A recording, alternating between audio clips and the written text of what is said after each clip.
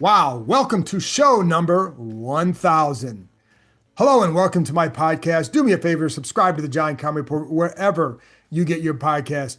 If you're watching on YouTube, hit that like button, hit that subscribe button. You can find us there as part of Ampire Media, Ampire. Always much appreciated when you tune in. Don't forget you can read my work on ESPN.com. I have a story up, or I'll have one it's either about now or it'll be up soon about the Commanders' run defense, why they feel optimistic that it's going to be in a much better place this year. It can't get a lot worse, but could it be a lot better? This is the story kind of explains, and I'll probably talk about this on the podcast down the road, but the story does explain why they feel optimistic this year. So in a minute, I'll be joined by Greg Cosell, of course, with NFL Films, with the ESPN NFL Matchup Show, one of the better shows on the, that we have. I just think if you like football insight, it's really good. Just nuts and bolts insight, always really well done by the NFL Matchup Show. Anyways, so he'll be joining me in a minute. We talk about Jaden Daniels, talk about the Commanders' defense, their offseason. Have they done enough to close the gap against with the Eagles? And of course, the answers will start coming in a few months. But anyways, that's what Greg was going to talk about. So stay tuned for that. Just a couple of things before we get there. One, if you want to become a club member, don't forget you can go to the Ampire Media 2 page, go see the word join, go click on that. For you gold members, I will be doing some Zooms, but not for a couple of weeks.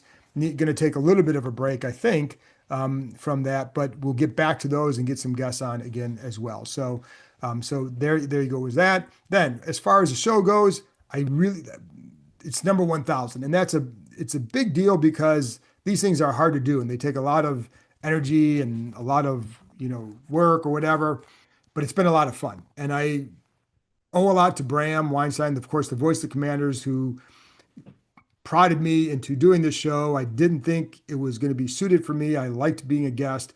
Turns out I enjoy this too. And so I'm really grateful that he did that. And then, of course, for everybody out there listening, tuning in, and helping build up this show to where it is now. And so I do want to thank you all for that. It's without an audience, there's no show. So I'm well aware of that. And the funny thing is, like, this show started in 2019 during the start of a very bad period for this franchise. And yet it continued to build. So I am grateful for that. And I'm grateful for you guys to continue tuning in. Whoever, if you found me and if you had me on the podcast originally, or if you found me on YouTube, I'm, like I said, I'm thankful that you have found me. And I hope that you have enjoyed the content that has been put out. I enjoy doing the interviews. I love talking to my colleagues on here and showing another side to everybody and just bringing you their insight as well. Because that to me is the best thing I have, is the access to insight. And that I think it's what I enjoy getting and relaying to you guys, whether it's in the form of an interview or my 5 things I think, et cetera, et cetera, et cetera. Anyways, I appreciate you tuning in. Here's too many more. It's been a lot more fun to talk about this team over the last year or so than it was the previous 5 years. I'm sure it's a lot better to listen to it. So here's to some better times ahead, some continued good times ahead for everybody watching. Because again, I think we all found, I think we always knew it was better when they were winning, but it was a nice reminder, especially when you're doing a show like this. If you get to December and they're bad, it is really hard to say how many times, how often can you say they're bad? And especially if there aren't going to be a lot of changes, it's even worse. So it makes it very tough to fill a show. But I appreciate you guys sticking with me and helping this show grow. And here's to more growth, more everything. And I hope you guys get the success that you deserve from this franchise for sticking with them for sure. That's been the harder part of the bargain here, without a doubt. Anyway, I appreciate it, and here's too many more. So with that being said, that's it. There's no cakes, no balloons coming out here.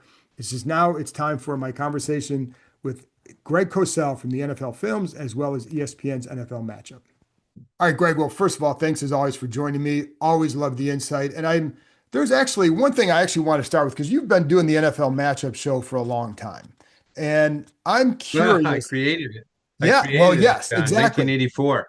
But I'm curious, it's such a good analytical show, and TV is so dominated by hot take shows.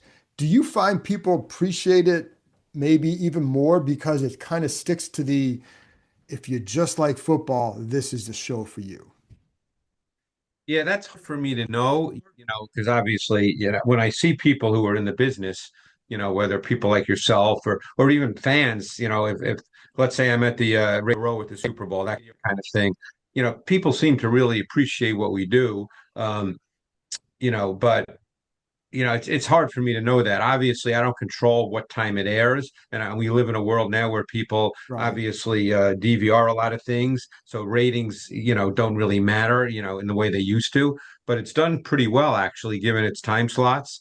So, you know, I, I think probably people do appreciate it. For instance, I'll give you a great example. Um, I happened to be having a conversation with Dave Wannstedt a couple of weeks ago, and I asked him if he was still doing stuff for the Big Ten Network, and he said he was. And he said that they try to do, he does something, I guess, maybe with Barry Alvarez, I think it Mhm. was, X and O, and then he said to me, "But we're nowhere near your level." So I mean, that's the kind of stuff I really appreciate because he's a coach. I mean, he's a Super Right. Bowl winning coach.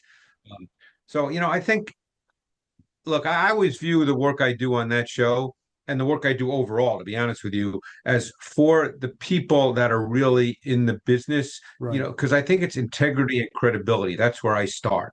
Everything I say is based on tape study. Obviously, you want fans to love it as well. But if I'm wrong, and I can't always be right 100% just because Right. I'm not sitting in meetings with coaches. I'm not sitting in Dan Quinn's defensive meetings. So I don't know every little detail that he's coaching, for a given game or a given concept. But, I really work hard to try to be right when it comes to schemes and tactics and just in evaluations. And you're always, look, you know how it is, John. You've been doing this a long time. It's still human beings evaluating human beings, no matter how many analytics and sabermetrics and whatever you want to call it, it's still human beings evaluating human beings. And the reason I even asked is because, like, I remember I would talk to Matt Bowen about the work that goes into getting a Ah, single play right. And that's why I Matt's one of always my ask, guys. because, like, that people don't understand. Like, that's why Nope. I appreciate it, because that it's coming from a base of there's obviously a Yeah. base of knowledge, but then there's a base of research that fortifies that Yeah. And knowledge. then, and that's why I always find it humorous when on social media people say things to me like, well, that's an interesting take. I don't really do takes. Right. I mean, look, obviously Matt Bowen and I love Matt, and we've spent 40 years together on the show, and he's terrific, a great, great guy, super intelligent. Obviously you can two guys can look at a play and see something a little differently, but that's not a take. Right. That's a strategic tactical interpretation of what you're seeing. I don't takes. Right. But of course that's the way people see it. So, for instance, I was very early on in the process because I always look at quarterbacks first because I know what the combine are going to be asked about it. So I was done with Cam Ward by mid-February. I'd watched 9 games last summer from Washington State and probably 9 games this year from Miami. And I thought Cam Ward was worthy of a number one pick in the draft. Now, that's what he was. But I said it very early on. And it wasn't a matter of, oh, I said it first. I don't even think like that. Right.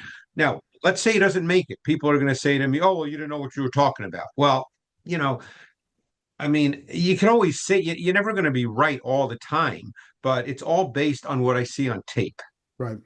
And now let's get to the Commanders, because what you're seeing on tape with them. And I am curious, first of all, in general, how would you assess their offseason and what they added and lost?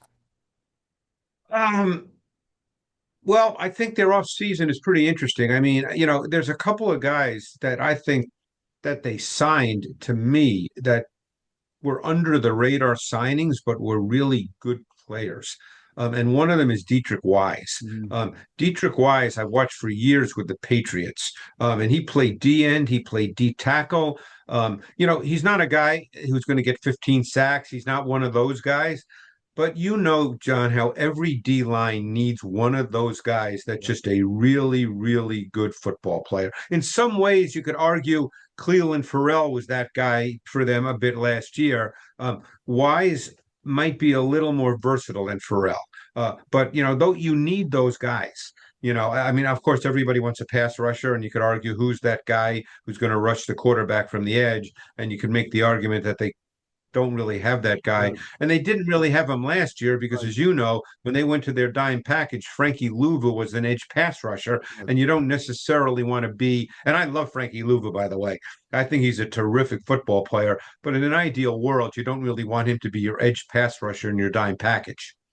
Right. And one of the other guys added too was Javon Kinlaw. And there's been a lot a lot of Yeah. wondering about that. What have been your thoughts on him?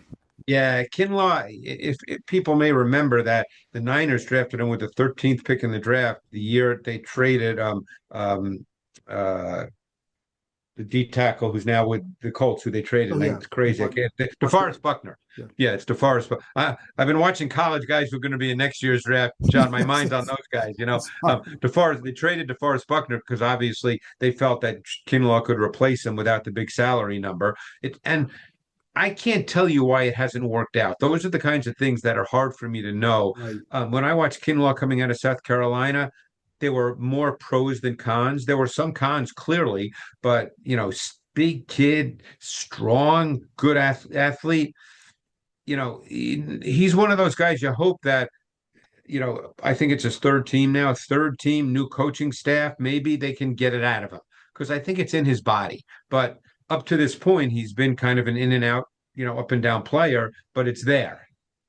Has the gap shrunk between the Eagles and the Commanders at all?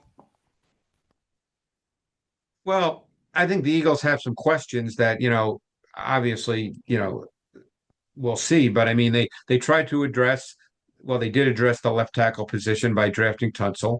Um, it'll be interesting to see Josh Connerly, who you could argue was one of the two most athletic offensive tackles in this draft. He and Josh Simmons from Ohio State were the two most athletic. Connerly was obviously a left tackle. They're going to move him to right tackle. We'll see if he can beat. I assume they've moved Brandon Coleman to right tackle. He's not. I Coleman personally think going to Brandon left guard, Coleman. yeah. Yeah, I think he's a guard Yeah. personally. And that's where he'll be at left guard most likely. Okay, well, that's where he should be because I watched him coming out of college, and I thought that he played both, as you know, in college, and I thought he was a really good guard prospect. So if he plays left guard, I think that'll be an upgrade. I know they like Allegretti a lot because of he's one of those really try hard guys that he's an attitude guy. He's one of those guys you love to have. Right. He's just probably not good enough to be a true starter for 17 games. You know, but so if Coleman plays left guard and Connolly can make the adjustment, which is not as easy as people think, but if he can make the adjustment to right tackle, I think that addresses the O line. When would Cosme be due back? Is he going to be ready for the start of the season? Probably not. Most likely at some point in October would be Okay, maybe around that time, but there's really no firm timetable just yet from yeah. our knowledge. So I mean, you can play Andrew Wiley at right guard for a month. I mean, he's been in the league for a long time. He's with the Chiefs. I mean, obviously Cosme's a good football player, and hopefully he comes back at 100%. But ideally their O line will be meaningfully better. Um, they don't have an explosive back. That's one Right. thing, that maybe that you could say that they're lacking. I've always liked Brian Robinson, but he's not an explosive back. Right. He's a grinder. Now, when you do have a quarterback that is part of your base run game, that obviously is a big factor because it changes the way defenses have to play. Defenses are more predictable, particularly in normal down and distance situations when your quarterback is a run threat in your base run game. And that's a big deal. In some ways, Daniels is their explosive back, but obviously you can't have 18 carries a game. But it changes the way the defense plays because they have to account for that. Every time he's in the gun, which is almost all the time, Mm. you've got a zone read element. That has to be addressed by the defense, and it changes the way they play. So, you'd love to also have an explosive tight end, a tight end that can really have a vertical dimension. They don't have that. I mean, Zach Ertz, it's amazing, how long he's played, and he's still been a good player for what he is. Obviously, he was more of a vertical guy earlier in his career, but they don't really have a vertical dimension at tight end. And I think, that's something I know every team would like to have that, but they don't have that. What do you think Debo will offer them? That's a great question. Debo is you know contrary to what people think, and obviously they've got a very creative offensive coordinator in Kingsbury, who's done a lot of things in his career, and in my view has done a great job sort of transitioning to the NFL and understanding that the NFL is not about the air raid, and he's done some, I think he's done a really good job. But Debo is kind of a movable chess piece as opposed to a great receiver. Right. Sometimes when I do radio in San Francisco, they they think out there, oh my God, this guy's a great receiver. Well, he's not a top five receiver in the league. You're not going to talk about him the way you talk about the Jeffersons, the Right. Chases, the AJ Brown, the CD Lamb. He's not quite that guy, but he's a movable chess piece. He's really good with the ball in his hands. I'm anxious, and I don't know the answer to this, obviously, John. I'm very anxious to see how Cliff Kingsbury deploys him in the context of this offense because he can move around a lot. He can line up in the backfield. He's a motion guy. Like I said, he's great with the ball in his hands. He's going to be interesting. But you certainly could make the argument that, from a receiving standpoint, after McLaurin, they're kind of searching and hoping. Right. And now, Jaden, year two, obviously he had a very good year. I mean, and Yep. really good.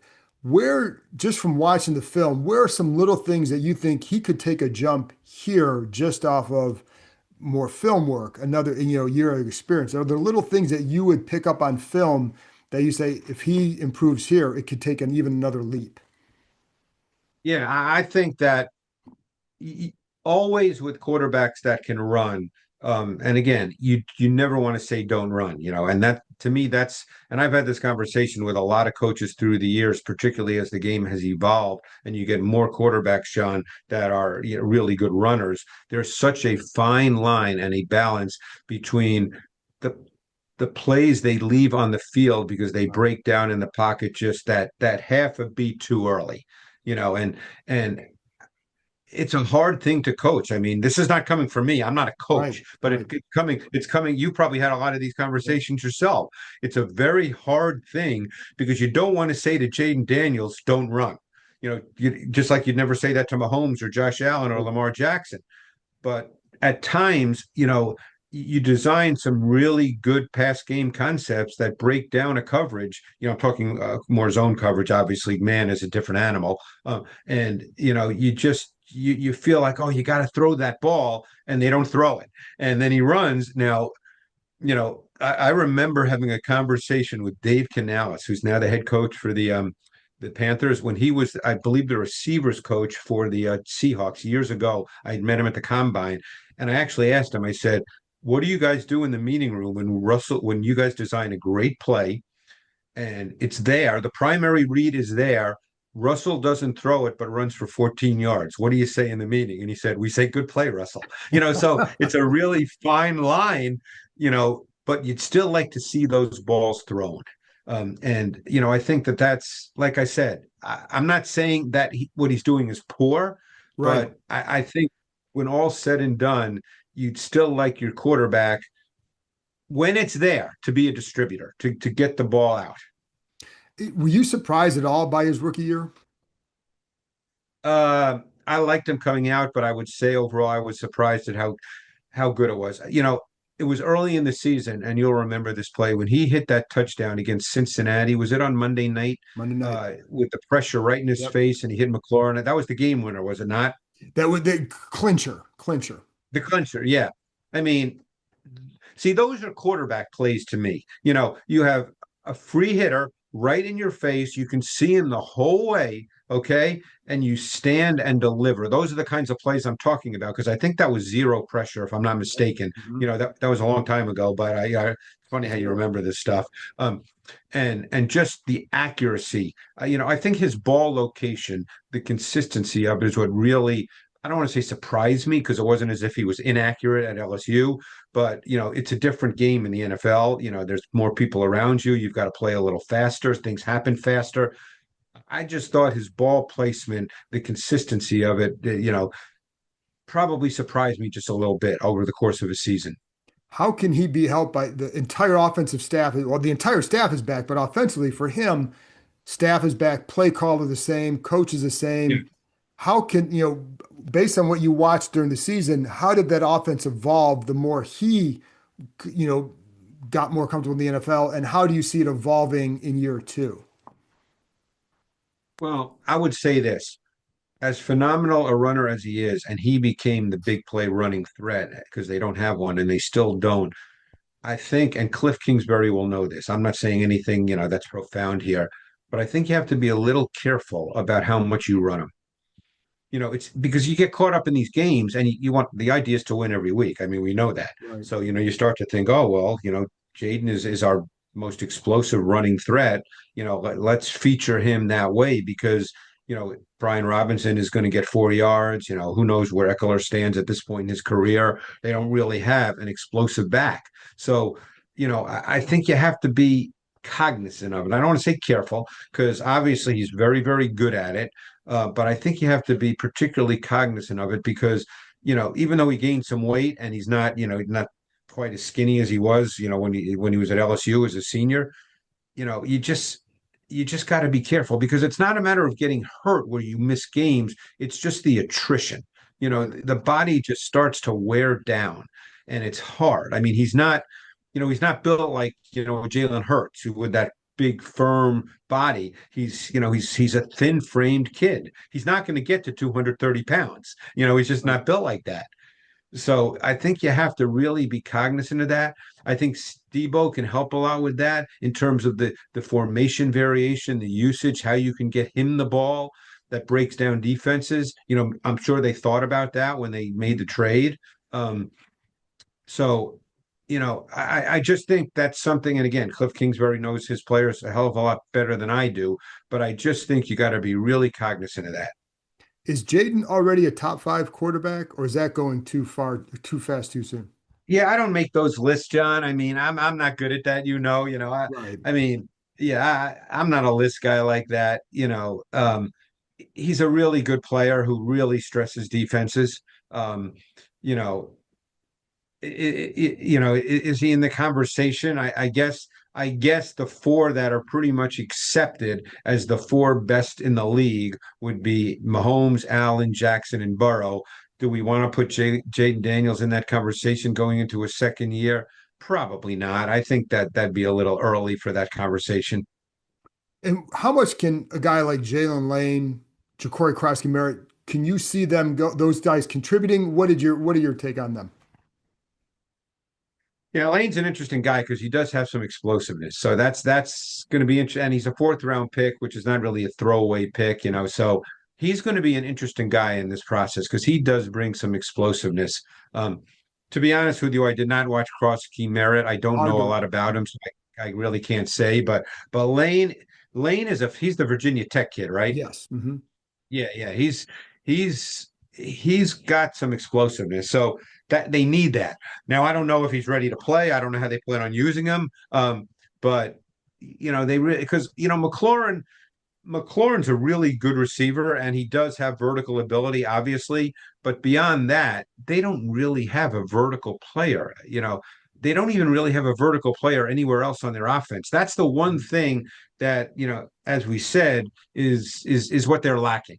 Um, so Lane's going to get an opportunity, I think. Now, whether he's ready to play, no one can answer that. I mean, I don't know, but he does have that. Just a couple more here, and then defensively, have they done enough to maybe take a step there, do you think? Well, they did a couple of things I really like. I mentioned Dietrich Wise, who I think is a really good player. I love Trey Amos coming out of Ole Me too. Miss. I mean, I loved his tape a lot. He's long, he's athletic. I guess the question you're there I'd have for you is as we sit here right now, which is in early June, do they plan on keeping Sainer still on the outside? He'll be moved inside. Most like He'll that be where he was working. And then it depends, Greg, on okay, if they're going to their nickel, I think he'd go inside and bring Amos outside, or Jones yeah, can go outside too. Yeah, I mean Jones is a guy who's been around the league too. He can play inside or Right. outside. They're hoping Lattimore can stay healthy and have a good year left in him because when he's good, he's real good. But so but they did draft Amos, who's an outside corner. So, Right. you draft a kid in the second round. Of course, that doesn't mean he has to start day one, but you draft a corner from Ole Miss in the SEC in the second round. I would think you expect him to be an outside. That's what he is. He's not a slot. Yes. That Right. you would expect him to be a starting outside corner as soon as he's ready. Correct. So if that's the case, then Sainer still to me would end up being the slot, would he Correct. not? That, that would be If the that happened? that's the expectation right now. Yes. Yeah, so it all depends on how quickly Amos can develop and when he's ready to play and be a starter. But then you'd have Amos and Lattimore on the outside. Amos has great length to him. He can play press, he can play zone. In fact, I thought he was one of the best zone corner prospects in the draft with his understanding of routes and concepts. I really liked him a lot. Um, so and then they signed Will Harris, who's just one of those really solid veteran players. Right. Play opposite Quan Martin, another player who I think has a chance to be a really good player. He was so multi-positional in college at Illinois that I think he has to settle in as safety and be a safety. But I think he's got traits. I mean, he's a second round pick. Right. But Harris, and Harris is a good guy, I think, to help Martin because Harris is just one of those veterans, smart. Another guy with length. I mean, now the secondary's gotten bigger, and so the secondary should be better. Um, Bobby Wagner's an interesting guy. I'd just be curious, since you're there, did they feel that he played really well last year? I think depending against the run, I think there were definitely times, and I also think part of the problem, Greg, for them was they weren't getting enough of the edge setting, and so that it didn't help maybe what Bobby could do best. Like you're not funneling the guys back inside as often. You're not Yeah, forcing them to go wider as often. So the angles are kind of hurt yeah, Wagner where he's at. So I think they still like they re-signed him and they wanted him back. Clearly wanted him back. yeah. So Well, it's funny because I didn't think, and maybe it's a function of just what you said, but I did not think he was quite as good last year as he had been. Now, that could be, he's probably at this point in his career a specific kind of player because he's just not the same athlete he was 5 or 6 years ago. But he's obviously a pro's pro, and you want that guy, you want that guy in the building. that's But it'll be interesting to see how well he can play this year. This has to be what, 12th, 13th year? He's been yeah, around a long yeah. time. Been around a long time. And his impact in the locker room was really, really huge. Well, I'm sure that's the Yeah. reason too. Yeah. And we talked about Frankie Louvu, who I love. D line, like we said, they just don't have, that edge pass rusher that at this point you can get excited about. I think they're pretty good at I mean, look, they signed Kinlaw, they signed Eddie Goldman. They have Newton in his second year, the Illinois kid who's got some traits Yeah. and actually can rush the quarterback if he truly develops. But they don't really have an edge guy. I mean, I don't know if any of these younger guys that they feel can develop to some degree, because that I would think that's kind of open and up in the air right now. Correct. Yeah, very much so. And I think there's also, could they still look at veterans on the outside? Yeah. I think that's the case too. So the last thing I kind of asked this earlier, but do they have enough to seriously challenge the Eagles at this point? Or are the Eagles just like the class? I mean, they have a really good roster, but are they still the class or like what's it going to take to challenge them? Um, I mean, the Eagles obviously, to me, it all starts with their offensive line. I think it's the best in football. Mhm. And I think the Eagles, they have a good roster. And I think, John, that's easy to say. People are just going to say, oh, they have a good Right. roster.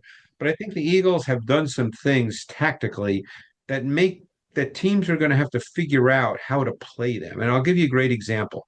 The Eagles, once they hit their own 40-yard line, are basically a four down offense. Mhm. And you have to think about how you want to play on third down now. Because I'll give you a great example. If it's 3rd and 9, okay, against the Eagles, and I'm saying when the Eagles get to their 40, okay, Right. and they gain 7 yards, history says, oh, 4th and 2, teams are going to punt. The Right. Eagles don't punt. The Right. Eagles go for it. So, now you have to think about how you play on third down because a lot of teams might, particularly with Jalen Hurts who can run, a lot of teams don't want to play man, so they play zone. So what happens with zone? A lot of times you give up the underneath throw, you rally up and tackle, right? That's the concept of zone. If it's 3rd and 9 or 3rd and 11, hey, if we give up 8 yards, we're okay. They're going to punt. Well, they don't punt. So, it's not so much looking, position by position. Yeah, the Eagles overall have a better roster than the Commanders. I don't think that's a disputable point. But when all's said and done, I think the Eagles do some things tactically and strategically that teams are going to have to think about how they want to play against them. And to me, that's as big a factor as just having, they got a really good roster. Does Washington offer any of that? Because they go for a lot on 4th down too. Do they? I know. Do they offer that same sort of scenario or problem? I think they want to. I think you're going to see more and more teams try to do that. That's where I think the quarterback's ability to run becomes a big, big factor. And obviously the Commanders have that. The Bills do that obviously too. But I think you're going to see more and more teams do that, particularly with quarterbacks that can run. Because don't forget, on those plays, you're not looking for a 30-yard gain. If it's 4th and 2, if you gain 3 yards, you keep the ball. And the other thing that's a big factor in that is the impact on the rest of your team because now you start controlling the pace and tempo of the game. Your defense plays fewer snaps. There's so many ancillary elements to that's why I said it's easy to say they have a better roster, and you'll hear that a ton on sports talk radio because it's an easy thing to say, and it's true. So it's not as if you're saying something that's wrong. But on the other hand, there's so many other things that go with that makes it tough to play against a team like the Eagles. Greg, always appreciate your time. You're the best. Thank you very much. Thanks, John. Appreciate it.